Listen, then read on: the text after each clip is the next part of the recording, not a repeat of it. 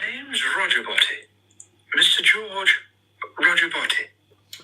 Well, of course it is, George. And welcome all of you to a cheeky half hour at Windy Bum, as I send you all off to bed with a sense of bewilderment and a general lack of faith in a decent and benevolent God. How are you all, my lovelies? Have you had a good evening while I've been slaving over a hot stove? I hope you have. And goodness gracious me, I'm looking for some 13 of you who have got the incredible kindness to tune in and keep me company for 30 minutes that will be filled to the brim with plumptiousness, extra plumptiousness, for a little bit of added sauce. You know it makes sense. Hi Jimmy, hi Matt, hi Liz, hi Spotty Botty, hello Simon, General Cheeseburger, Splendid, Bad Books, marvellous. Oh, well, this is awesome, isn't it? What incredible joy. Now then, YouTube really need to introduce a feature where, yes, they do. Oh, how very kind of you to say so, Spotty Botty. Well, how has your day been? Mine has been rather splendid. I have done things and they have been successful. And of course, I awoke floating on a cloud of joy, because last night I proved that I was right and you were all wrong. No, it wasn't last night, was it? It was on Wednesday night, and I did the video this morning. That's right. So yeah, Shison monstered it. I told you they would. You didn't believe me. Shison was more than 1 minute quicker than the MG ZT 190 with its 2.5 V6 engine and go faster suspension and Kenwood onboard gramophone. Shison pissed all over Stigma von Thundercock, as I knew would happen. I knew it would happen, because Shison is a CVT automatic, and you all thought automatic, slow. No, that is not the way that it works. Now, a CVT gearbox works by keeping the revs at a constant while the speed alters. Now, if you drove Shison in normal mode, that means that Shison is exceedingly slow but jolly economical, because the revs are held at just above 2,000, just above 2,000 RPM. Whereas, hi Alan Jones, how the devil is you? Whereas if you knock him into knock them, I keep getting that wrong. I got that wrong all through the video. I completely forgot that they identified as being non-binary. It's bloody hard work being all modern and politically correct. But the point is that when you whack them into sports mode, then the revs can be held at about, well, you can certainly hold them at about 4.6, which I've got a sneaky suspicion is just about peak power delivery on that 1.6K series, and it becomes a little bloody flying machine. And of course you've got the option then of manual sequential shifting, which is so much faster than a manual gear change. I mean, it's like it's exactly the same as your flappy paddle things. It's so much quicker. And then if you factor in that Shison, being a 25, has got the full sport suspension setup from the Hot 200s, from the VI and the BRM and the GTI and so forth. So handles like a bloody dream. You've got amazing visibility, a commanding driving position. You feel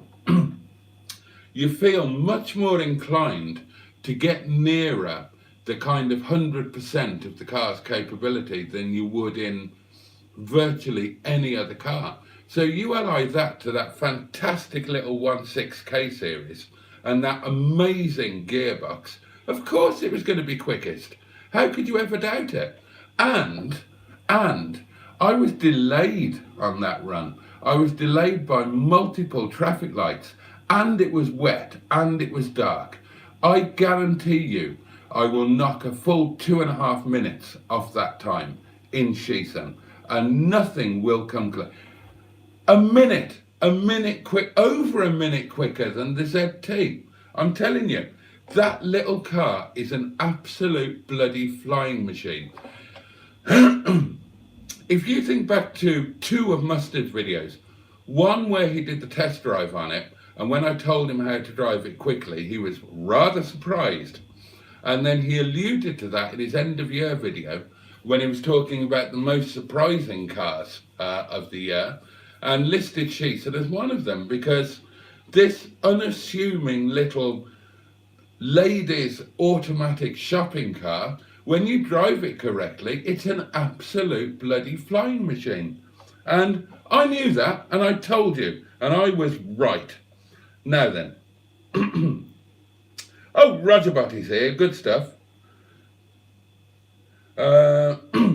It kind of is the way it works though, otherwise we'd have loads of CVT race cars. Well, I don't know what you mean there, Simon. No, I don't know what you mean there, but the race cars have the sequential shift, which is the same, so yeah, the point stands. As for the CVT box, I presume that there must be reliability issues. Otherwise, you think about it, it makes logical sense. Every engine is going to deliver peak power at one point in the rev range, correct? Nobody can argue with that, yeah? Right, so anytime you're anywhere other than that peak point in the rev range, you're not delivering peak power. That's obvious. QED, quad erat demonstrandum, right? So if you've got a gearbox that allows you to stay at the same point in the rev range, and that point in the rev range is peak power point, obviously that's going to be quicker than the same engine and the same power setup in a manual or traditional auto car. It's obvious. If you can keep the engine at peak power, obviously the car is going to be quicker. And that's why Shison goes like greased weasel droppings. So, you know, it's unarguable. The engineering is unarguable. My argument is unarguable. And the proof is in the pudding. It's gone out there in worse conditions and gone over a minute quicker than an MG ZT 190 with a 2.5 litre V6, which is on paper, in theory, a faster car, but in real life just isn't. So there you go. Bloody told you. Should have listened to me. A message held review, Splendid. A proper 9-speed German box opines General Cheeseburger is fantastic. Drove a Toyota CVT in USA last year. It was a shit box. Yeah, but it was a Toyota and you drove it in the USA. Anything that you drive in the USA is a shitbox because you're in the USA. I've got a 190 plus, 38,000 on the clock, and it's like a brand new car, says Alan Jones. Well, it might be. I've got a low mileage ZT 190 plus as well. But both of them would be slower than Shison, my little Rover 25 1.6 IXL CVT Stepspeed. And there we are. All right, Roger Boaty's buggering off. There we are. From one Boaty to another Boaty. Shison versus Stigma in a drag race then. Shison versus Stigma in a drag race then. Anytime. Shison would piss it. Absolutely piss it. Have you ever driven a ZT 190? God almighty, you try doing a decent 0 to 60 without wrecking the clutch. The clutch is too heavy, the gear change is too heavy. Shison would batter Stigma, absolutely batter Stigma in a drag race. Well, depending on how long the drag race was. Eventually, Stigma would catch up because Stigma's got a higher top end. I mean, Stigma tops out at 143, 145, whereas Shison is going to be out of breath at about 108. So Stigma would prevail in time, but you know, in a 0 to 60 dash, Shison would be quicker. In a standing quarter, Shison would be quicker. A BMW 9-speed gearbox would be a good invention, says Matt. Don't mention the war. Little German voice shouting 9, 9 if you drive speeding. Oh God, 9, 9, 9, 9, 9. Now that's from a song called The Man and Halibut. And the song is about a man who is walking along somewhere near the sea and he sees a halibut. And he says to himself, I am hungry, I'm going to eat the halibut. And the halibut answers, don't do this please, because if you do this, you will be ill. But the man doesn't listen to the halibut and he eats it and he's ill. There you are. There you are. A salutary tale. 9-speed Borg Warner in most Mercs. Now, speaking of Mercs, I was given the opportunity to drive a brand new Mercedes yesterday. Quite a posh one. And it was a very interesting experience because I've made no secret of the fact that I am not au fait with current cars. I last played with a new car in the very early 2000s or the very late 90s, probably around the year 2000. Which is where Pulp said that we should all meet up. And we didn't, did we?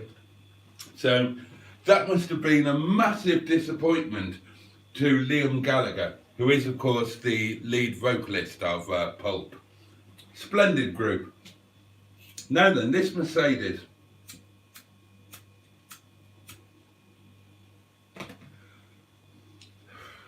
I was given no instructions for this Mercedes. I was just handed the key and left to get on with it. Now, I managed to get into the car without a problem at all. I adjusted the seat without a problem, and I adjusted the steering wheel without a problem. Then the difficulty started, or rather, then I tried to start it and had difficulty. There was nowhere to put the key. Now, I rapidly deduced that this was one of those modern keyless, have the key somewhere near the car, press a button to start type arrangements. So not a problem. I took the key away in my pocket, lightly brushing my little tinkle as I did so, located the starty button, which was just there to the right of the steering wheel, and pressed it. And things happened, but the car didn't start. So eventually, I say eventually, I'm not thick. I can work things out relatively quickly. I tried putting my foot on the brake, even though the car was in park.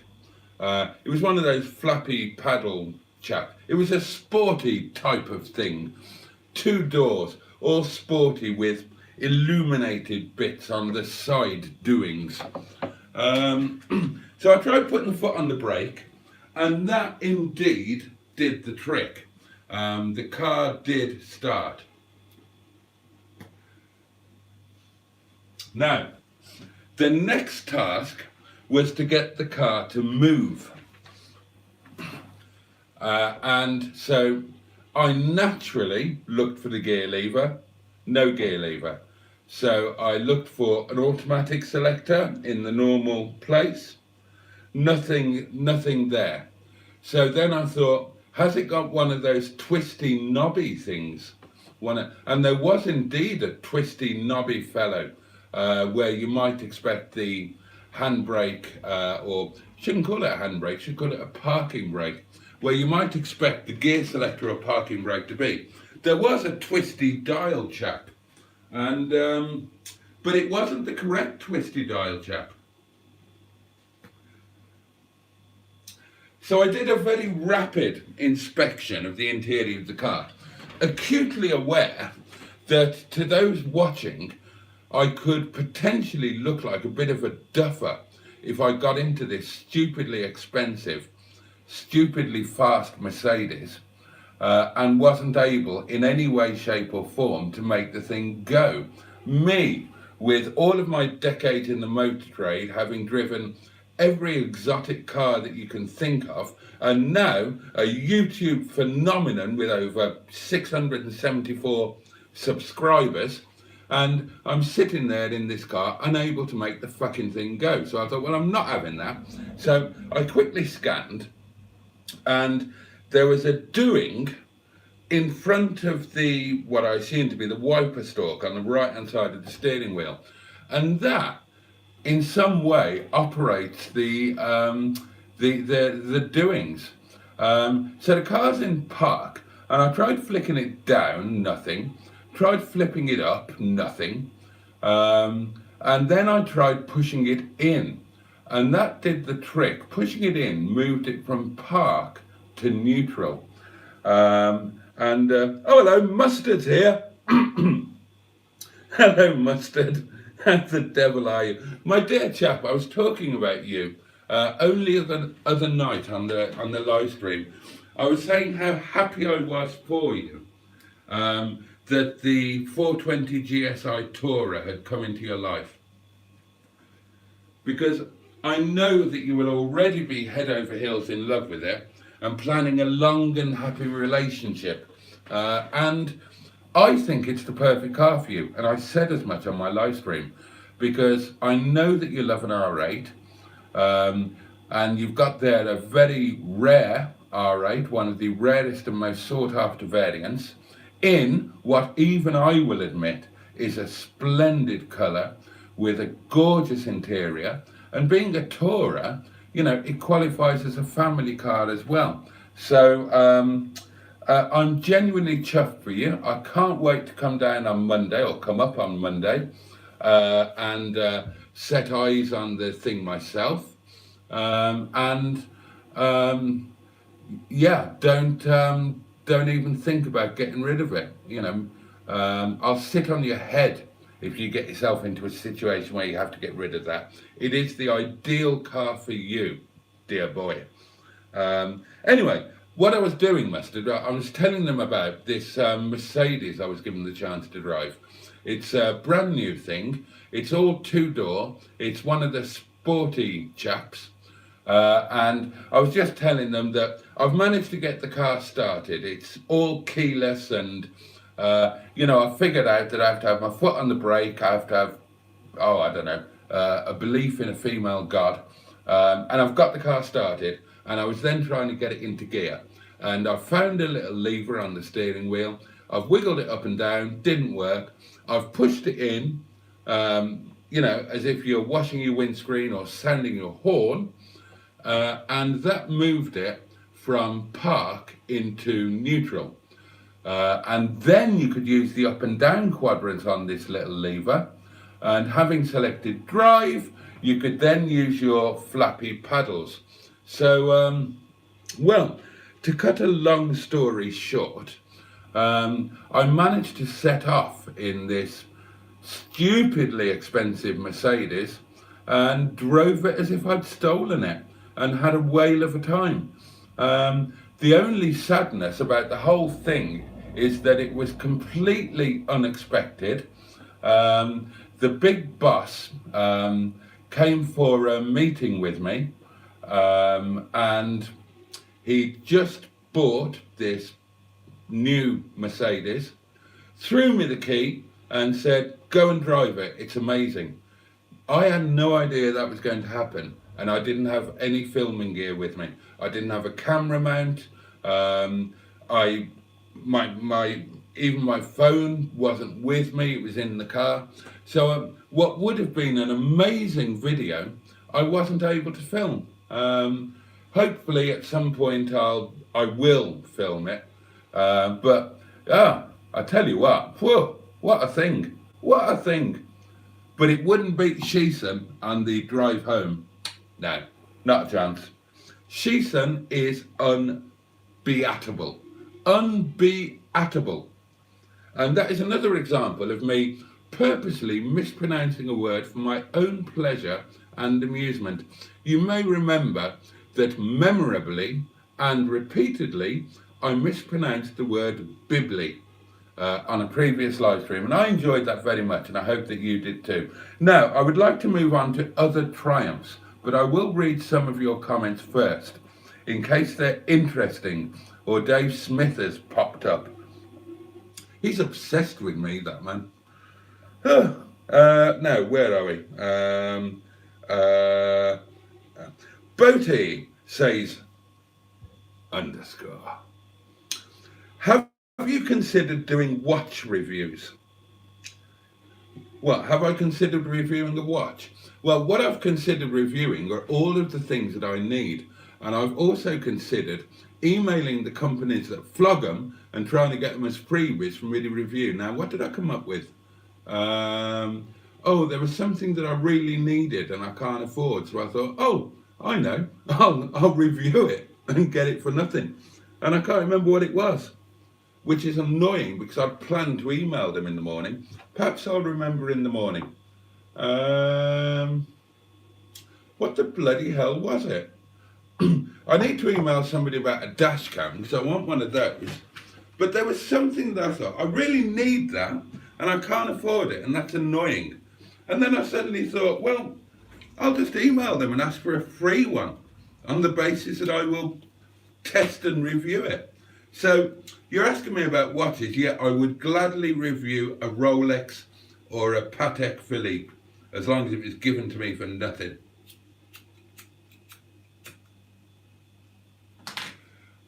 I like the idea of getting things for nothing. It's like shoplifting, but without the risk. When did it become too much hassle for people to use a key to start a car? It was the 3rd of July 2017. You need a degree in computer science to use a modern car, says General Cheeseburger. Can't start an auto without foot on brake. Yes, indeed, indeed. I discovered that.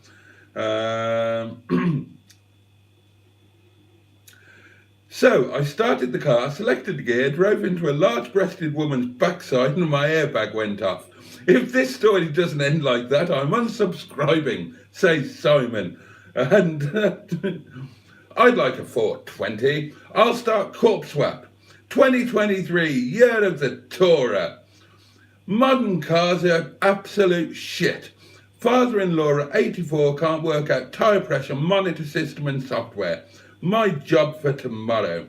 No work for me today, says Spotty Botty. Liz says hello to people. I hope you were insured. Probably. You're insured to drive other cars, aren't you, with the owner's permission? And I had permission. So just recreate.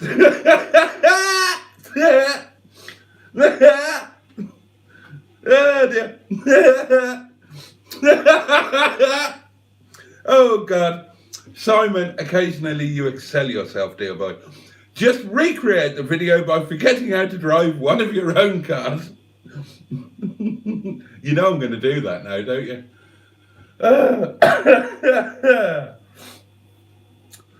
You need to review Cold Hard Cash.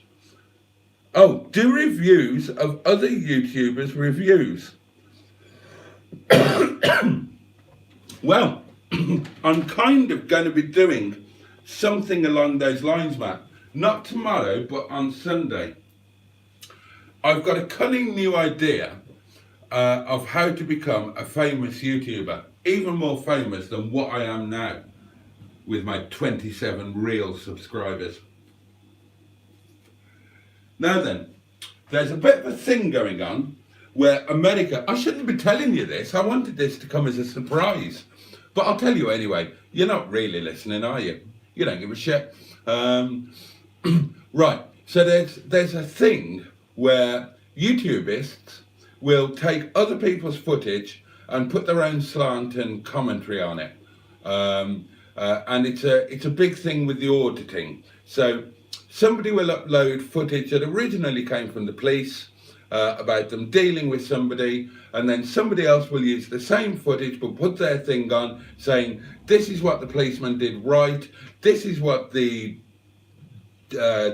auditor did wrong, blah blah blah, and they'll get 1 million views. Well, I thought, what a splendid wheeze, and I'm going to do similarly, and I'm starting a new series of videos called what have I called it? Thrown to the Floor. And I've already downloaded the perfect one to start with. It's a great big fat American woman who is caught doing 106 miles an hour in a 30 zone because she was late for school, and she was a teacher, a fat teacher, and she was doing 106 miles an hour with a pizza in a box on her overinflated breasts. Now, she was stopped by a policeman, and she just wanted to get a ticket so that she could get on her way. The policeman wanted to take her to jail, and she didn't want to be taken to jail. She wanted to go to school and teach. So there was some resistance, and the policeman threw her to the floor. And that reminded me of Monty Python's Life of Brian. Throw him to the floor? I'm sorry? Throw him to the floor again, sir? Oh yes, throw him to the floor, please. So I made sure that was available on YouTube so I could use that bit of footage as the theme for my Thrown to the Floor channel. And then I've been writing the script for my intro and voiceover on the video. So it's going to be something along the lines of hello and welcome to this, a new series where we decent British folk enjoy watching American ne'er-do-wells being, quite rightly, thrown to the floor. Cue the intro music. And then it'll be thrown to the floor, sir, thrown to the floor again, sir, yes, thrown to the floor, please. And with a quick montage of American people being thrown to the floor. And then we'll go into this first video, which I shall give a rather different voiceover. And I'm very excited about it. And I fully intend to become an overnight sensation with this. And also, probably persona non grata in America, where I will almost certainly be shot the first time I set foot there again. But I'm really looking forward to it. I'll never have to film my own content again. There are loads of YouTube videos of American people being thrown to the floor. but mine will end differently. So, oh hello, they're late coming home.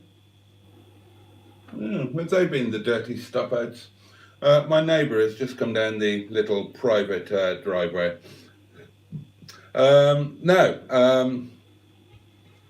What was I saying? Oh, yeah, so different ending. Now, in the actual ending to this YouTube video, having been thrown to the floor, the lady is handcuffed and taken to prison. In my video, the video will end with her being thrown to the floor, and I shall simply explain that having been quite correctly thrown to the floor, and when he gets on the radio to his sergeant or whatever, in my version, he'll be speaking to the Prime Minister of America, who for some reason they call Mr. President. And he receives the authority to throw the woman to the floor. He throws her to the floor, and then I will merely say something along the lines of that after a few weeks, the local council came and swept the lady away. And some weeks after that, she was released back into the wild, and her vehicle was sold at auction to raise funds for the terminally dull. And I'm very much looking forward to doing that. That's going to be on Sunday. Tomorrow will be... What's tomorrow's video? Oh, tomorrow's video will be the lunch video from Monday with Mustard and I. Now then, let's catch up with some comments. I'd like to review Charlotte Church, says Mustard. Yeah, we know about you and Charlotte Church. I like General Cheeseburger's idea and make it from Mustard's outside loo in the Yard of Dreams. What was General Cheeseburger's idea? Oh, reviewing Charlotte Church's tonsils. Oh, no, before that, Boaty reviews bog rolls. I'll review a bog roll if I get them free. That'd be great. There's no feeling of incredible security like having a full 9-pack of bog rolls in your bathroom cupboard. That's an amazing thing. I never knew that. I've always lived on the edge. It's not uncommon. It's not uncommon for me to have no bog rolls in reserve. There's the one that's in current deployment and nothing in reserve, no backup whatsoever. And it's also not unknown for me to entirely run out of bog roll and have to use some kitchen paper or a newspaper or a sock or next door's cat or something of that nature. But Boo, to give her full credit, was very good with bog rolls, and she liked to have a good supply in. And before we actually lived together, but when she was spending a couple of nights a week here at Windy Bum, she supplied me with a 9-pack of the very best stuff. And it was the most tremendous feeling. And I thought, I never want this feeling to leave me.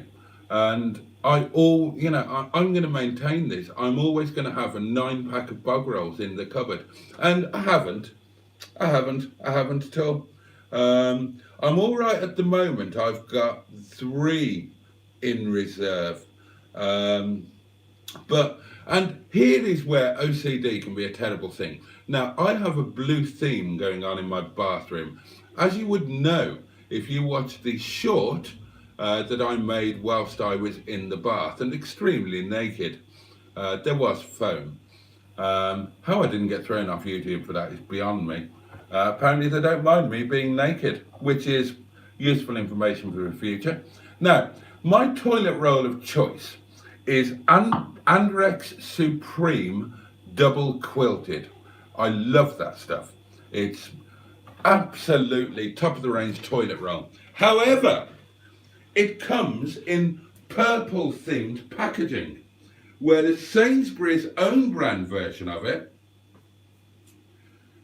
comes in blue themed packaging. So, and that pleases me because it fits the decor of the bathroom, and that gives me a sense of completeness. So that's what I've been buying of late, of the last couple of weeks. But, the actual toilet roll itself is an inferior product. It's an inferior product, my loves. Now, it's cheaper, I'll grant you that. It's about £2 for 4 rolls, as opposed to about £3.75 for the proper stuff. But, you know, what a terrible situation to find yourself caught in. Caught between having the absolute first-class Premier League, top-of-the-range bum-wiping experience, or being able to cast your eyes around your bathroom emporium whilst, you know, and feeling a sense of completeness because the colour theme is perfect. It's all jolly difficult.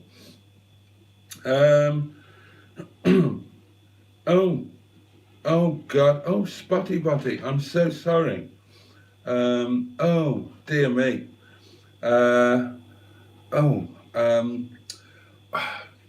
Don't know what to say to that, except that I've been there and with both of mine, and you know, bless you and bless your family, and you know, may it be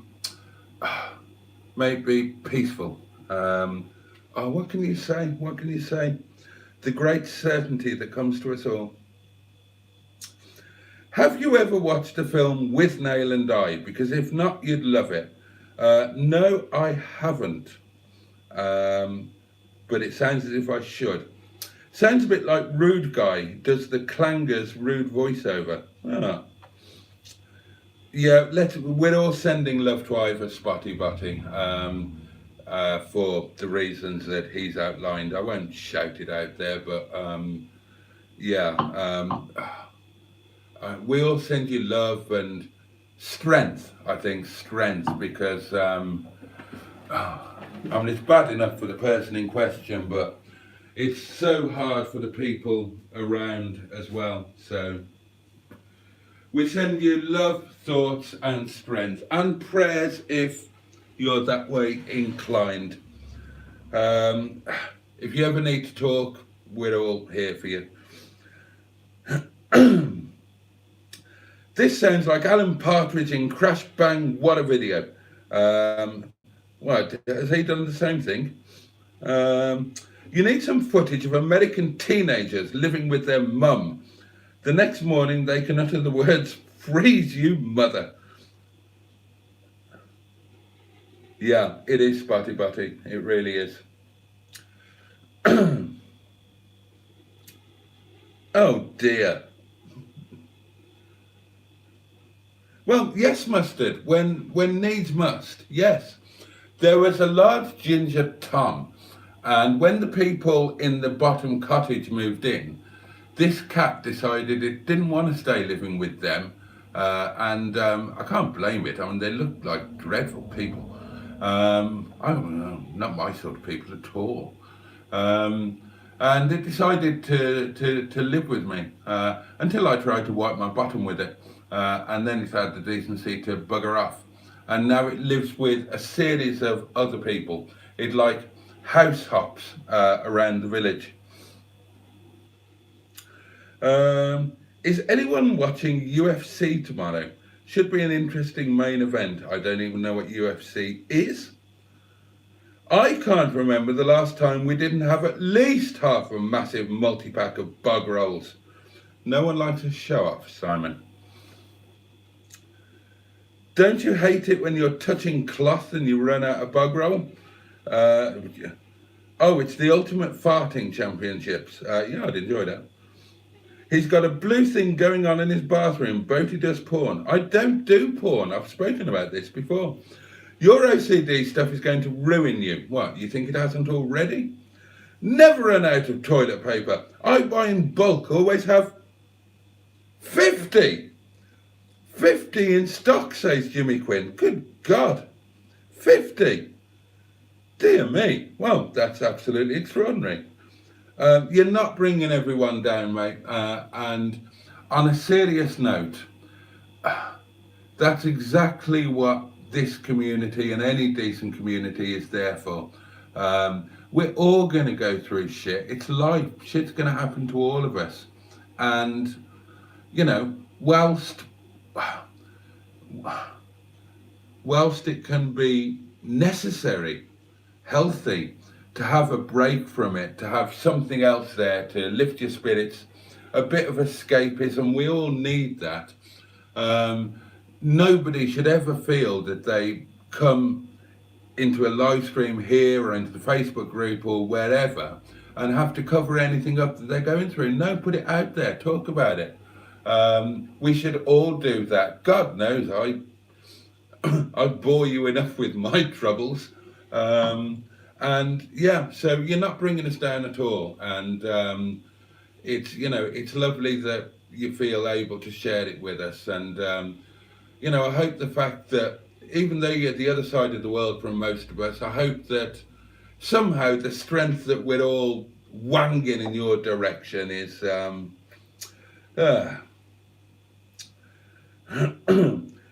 Boaty, how did you get on in lockdown when there was no loo roll? Lockdown didn't affect me in that sense. I didn't run out of anything. It's not what you know, it's who you know. And you name it, I've got a source for it. So there was no running out of anything in lockdown. I ignored lockdown anyway.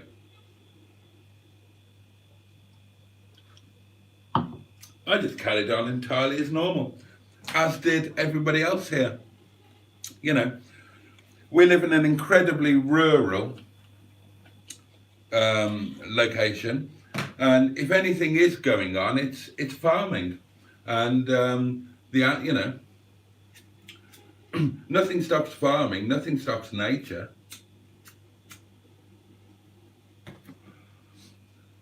I think I've told you before that in the first part of lockdown I was living in Matlock Bath with Boo, and it was fabulous. We recaptured our village from the tourists. We were out walking every day. We discovered all these hidden places. It was marvellous. I loved lockdown, really enjoyed it.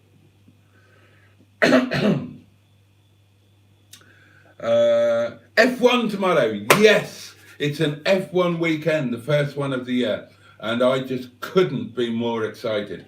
Indeed, as soon as this finishes, I'm going to be straight onto the F1 coverage. Now, I access my F1 these days through the radio. I think that the presentation and commentary team on Radio 5 Live are far better than Channel 4 and far better than Sky. So I have it all on the radio now. I will, after the event, I don't pay for anything. I will watch a bit of the Channel 4 coverage, you know, just to see the pictures. But like everything else in life, I prefer it on the radio. It's live, it's happening, there's an amazing build-up, you get all of the free practices, and the team that they've got doing it now, and the podcast, they're just absolutely brilliant. They're the perfect mix of people. They go, especially during the practice sessions, it's like test match special. They go completely off subject. They're talking about the food and the drink and the hotel, and I love it. I absolutely love it. I'd never go back to the television now, but yeah, I'm super excited about the F1. I'm really excited. I don't think I've frozen my wine because, amazingly, and this is unusual for me, I kind of ran my wine stock really low. So I had none in the fridge. Now I've bought wine tonight, but so the wine I'm drinking had to come straight in from I had a little bit in the fridge, like about a quarter of a bottle. But the wine so it's gone into the freezer, but it's gone into the freezer from an ambient temperature, not from chilled temperature. So it will take longer for it to freeze. So I'm confident. Oh, that is about at drinking temperature now though. Let's try it. It's not frozen.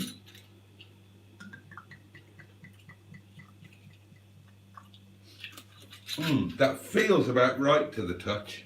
But never mind the touch. Never mind the touch of the hand. It's the touch of the palate. Or as I like to call it, the conscious palate. That's what counts. Let's see.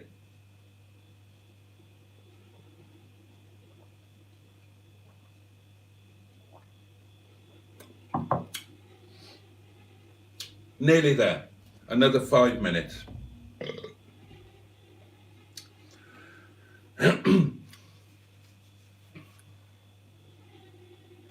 Boaty, if you ignored lockdown, then you must be Boris Johnson. I like Boris Johnson. I can't deny it. And I predict that Boris Johnson will be Prime Minister again. And here's how I think it will go. Sunak will lose the next election. Now that's not a brave bet. It's pretty much a foregone conclusion. Unless there's a minor miracle, then Labour will get in at the next election. That means that Sir Keir Starmer, who is the height of propriety, will be Prime Minister. And I predict that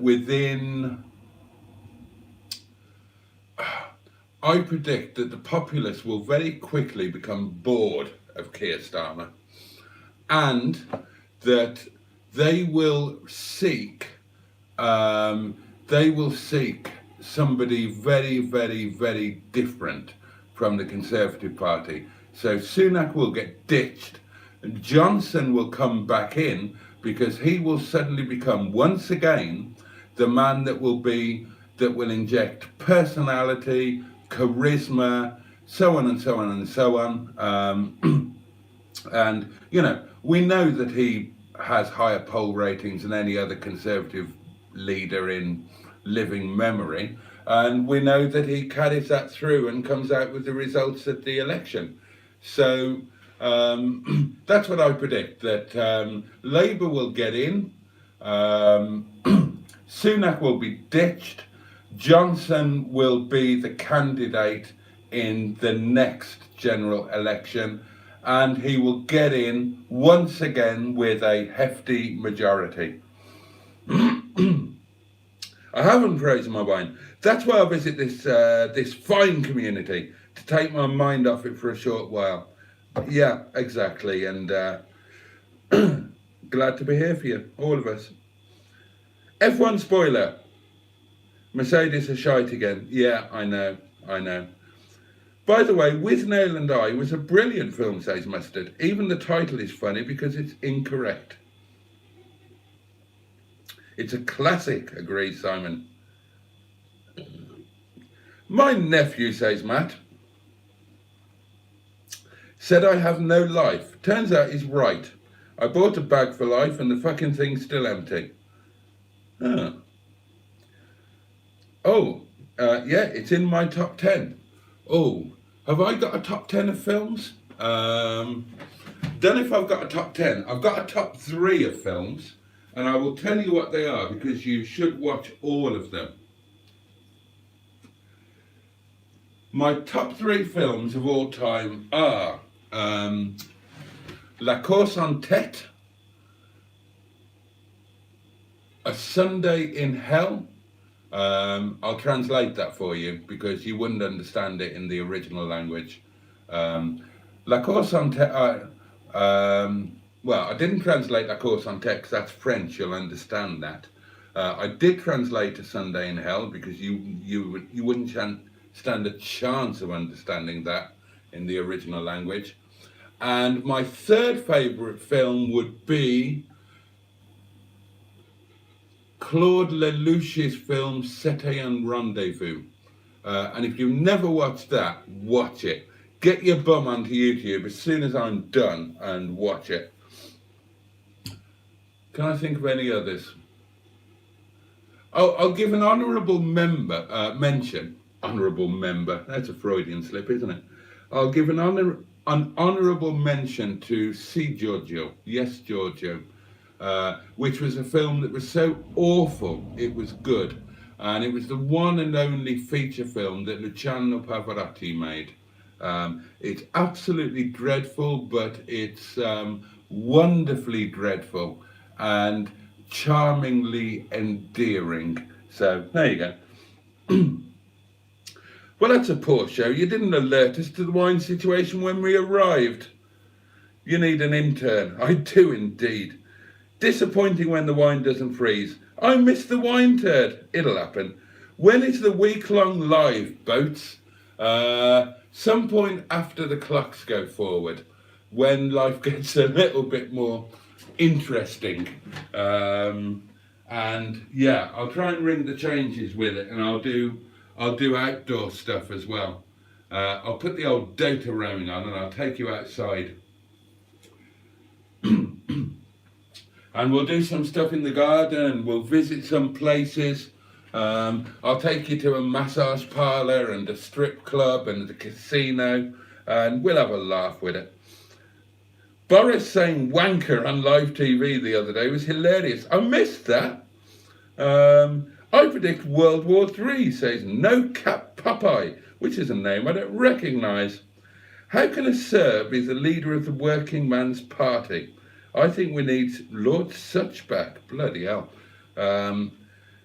How can a Serb be the leader of the working man's party? Well, there's a question. Sunak wasn't even elected. Well, he was.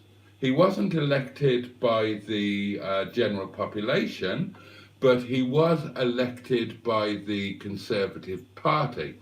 And we live in what is known as a, oh God, I've got a mental block on the word. On a something democracy. What's the word? Somebody help me out. Liz, you'll know. A representative democracy. So we vote for the party of power, and the party of power then vote for other stuff. Representative democracy, I'm sorry, that was what I was looking for, wasn't it? For Christ's sake, what's the matter with you, man? Pull yourself together, idiot. Yeah, so we vote in the party of power, and they then take their decisions on our behalf. So Sunak kind of was elected in a way. I like Boris too, says Mustard. He's just the most human of all politicians. Well, if by human you mean a lying, cheating, narcissistic sociopath who's absolutely incapable of recognising the truth, let alone speaking it, who is entirely self-centred and arrogant, I agree with you. And that's why I love him, because I greatly admire all of those qualities. And if I had any sense of power at all, or any semblance of power, I would behave in exactly the same way. And I believe that is the way that the world should work. You know, if I had power, I would be utterly corrupt and utterly self-serving, and I would lie through my teeth. Absolutely. Too right. Boris is... Okay, well, that's the internet telling me to bugger off, isn't it? We're all ready for bed. So fair enough, I shall bugger off and get some supper. I'll whiz through the comments. You're still there, aren't you? Yes, you are. Bin face. Oh, hello, Rover Joe. How the devil are you? Right, we've caught up with the comments, haven't we? Yes, the half hour is indeed almost up, Matt. And I'm sticking to this half hour. I'm going at 12:30. Come hell or high water, midnight, I am off. I just want to tell you about my other triumph today, which some of you will have seen. I did a thing. I did a mechanical fixie thing. Let's just unhide that comment. Yeah, apologies about the swirly things of doom. Right, now, this, oh, take the mole grips off. This was Wet Legs Aerial, And as you can see, possibly, the aerial snapped off, leaving that stub in there. And that proved impossible to get out. So, as you know from the live, I bought a replacement from the lovely Graham, and today I decided very bravely, because it was cold outside, that I would try and fit it. So I had to open up the Boaty Boaty thing. I had to fiddle and furdle, and I took off. Where's the top of it? I think I threw that away. So I stripped the top using a spanner. Technical term there. Don't worry if you don't understand. And I managed to get out, eventually, I managed to get out the old doings, but I was somewhat confused. Look, right? Earth lead, earth strap on an aerial. And I thought that with a coaxial, you didn't need an earth, but it had an earth. So I properly disconnected the earth rather than just cutting it off, which is what I normally do. And the replacement, which is a genuine part, didn't have an earth. And I thought, well, do I need one? But anyway, it was right fiddly fitting the replacement, proper fiddly, because you've got to furdle about inside the car, inside the panel, in the, well, it's the engine bay, although it's in the back of the back of the car, in it, mid-engined and all of that. So you've got to try and get it into the right place, and then you've got to get the top on. But I managed to do it all, and I managed to plug the doings in. I tried not to worry about the earth because I didn't have one, so what the hell can I do? And then I'd already bought a replacement aerial off eBay, and bugger me, I only managed to fit it, didn't I? And it all went together, and I can now get Radio 4 on wet leg. I did it, and it worked. And I fitted the mats, although that was arguably less of a mechanical triumph, because fitting mats is a relatively easy thing to do, even for me. But I was still jolly proud. But yeah, I did it. I actually did it. I had no idea that I would be able to do it, but I did it. And I'm so proud of myself. And the next job, which is going to be determined by financial restraints, is to change that bloody head unit. I can't live with that head unit. It's awful. And I've been doing loads of research, because the great thing about being poor and not being able to afford to buy stuff is that you can obsess over what to buy. You can take because it's going to take months for you to save up or win the lottery or something to happen in order for you to buy it. So you can obsess over which one to buy. So I've been doing exactly that. I've been browsing the internet to try and find out what stereo to put in there. Now,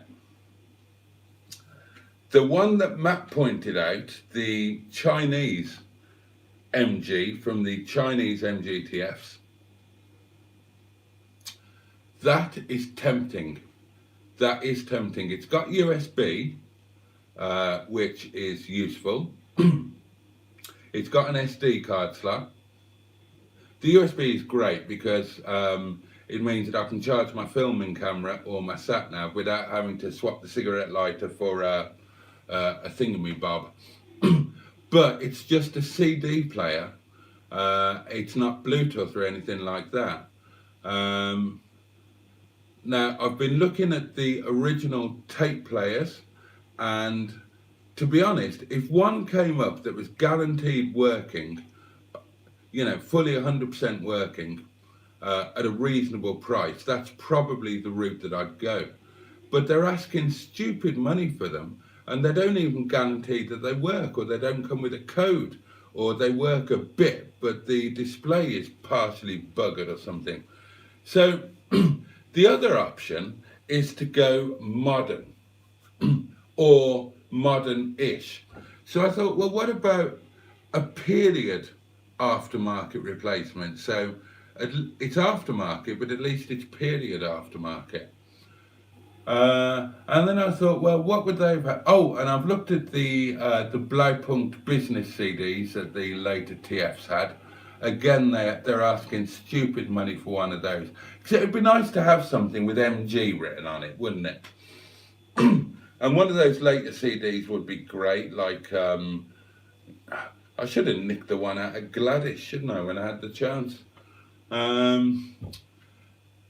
But I found a modern Blaupunkt, and you know, Blaupunkt works because there was a time when Blaupunkt stereos went into Rovers and MGs. Indeed, the wonderful gramophone in Shison is a Blaupunkt, a CD32 model, to be precise. There is one of those on eBay, and it's on its third listing, 25 quid. Plus P&P, they can't sell it. I even thought about putting that in there. And would that be a bad idea? Because it is a cassette, and then I could use the... Oh, I might have just talked myself into doing that.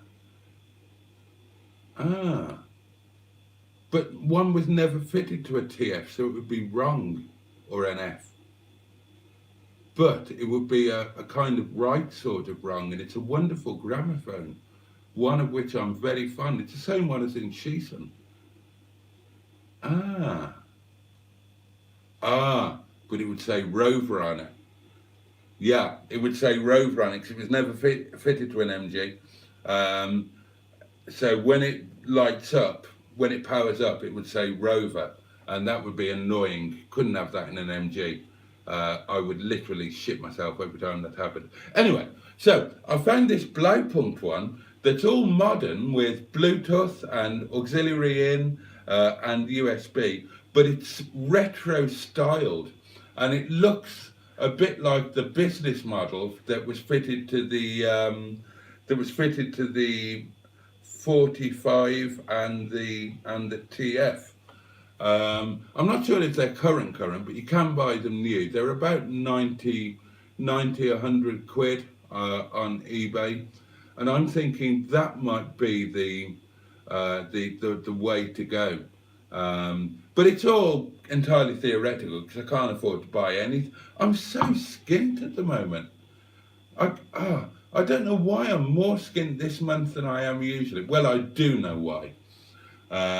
It's because first full month of car number 6, so that's 6 car insurances, 6 car taxes, and I gave some money to, if you remember way back to when Mustard and Boaty do cars and somebody invested 1,000 quid, well, I've started giving some return on investment, and I gave him a payout this month, so... but yeah, something will turn up anyway. We don't need to worry about it. Where was I? High-level aerial engineering. Yes, absolutely. I had no idea Boaty knew how to fix things. Well, I'll be buggered. I didn't know I knew how to fix things either. But yeah, I have a fully working aerial. The stereo works. I will be replacing it. Oh, yeah, I fitted the mats. And the other thing of enormous joy is I discovered that in the luggage compartment behind the engine, there is a netted storage area, and that is specifically designed for...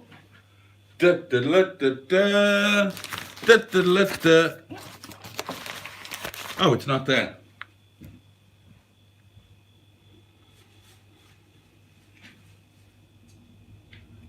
It's specifically designed for this, the handbook pack, which Wet Leg has, with original doings and wonderful books and service history and all sorts. Now, somebody had stuck something to the... See that? Now, those were all round there as well. And it took me about 3 hours, but I got rid of these. And I will get rid of these as well. And by getting rid of those, I don't know if you can see, but can you see how that area is cleaner and more polished than the rest of it. So I need to restore the whole thing. I need to get it restored back so it all looks like that bit there. Can you see? Possibly, you can just see that bit there. So that's a work in progress. And then this fits in that netted bit behind the engine compartment. And I love stuff like that. I really love it. I'm all excited about it. I clutched my little tinkle when I found that out. Right, let's bugger off, shall we? Oh, yes, it is indeed midnight. And time to go. Thank you for your company. It's been nothing less than a joy. And I hope you have the most awesome Saturday.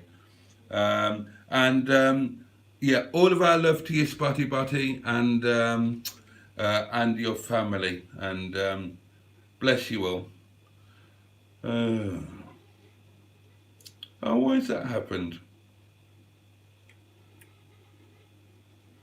Okay, where's it gone? Where's it gone? Oh God, I'm gonna have to unmute it. So I press that, and then I whiz that back to there, and we're ready to go. Night, darlings.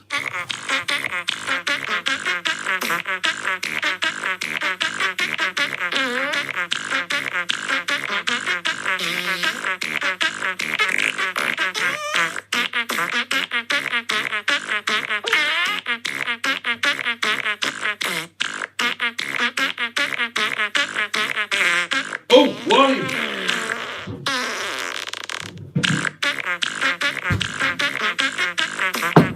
It's not frozen. It will be in a minute, but it's not at the moment.